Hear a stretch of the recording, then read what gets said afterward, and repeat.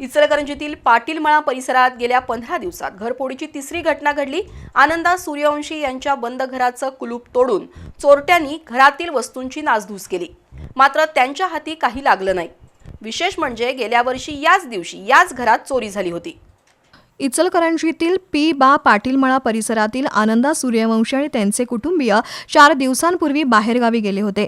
ते शनिवारी घरी परतले, त्यावेळी घराच्या मुख्य दरवाजाचं कुलूप तुटलेलं होतं। घरात पाहणी केली असता चोरट्यांनी बेडरूममधील 2 तिजोऱ्या फोडून इतर साहित्याचं नुकसान केलं, पण त्यांच्या हाती काहीच लागलं नाही।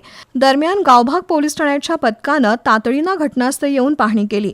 चोरट्यांनी शेजारच्या घरांना बाहेरून कडी घातल्याचं स्पष्ट झालं। दरम्यान एकाच परिसरात 2 आठवड्यात चोरीची तिसरी घटना घडल्यानं परिसरातील नागरिकांमध्ये भीतीचं वातावरण आहे। तसंच पोलीस दलाबद्दल नाराजी व्यक्त होत असून पोलिसांनी चोरट्यांचा बंदोबस्त करावा अशी मागणी होतीये।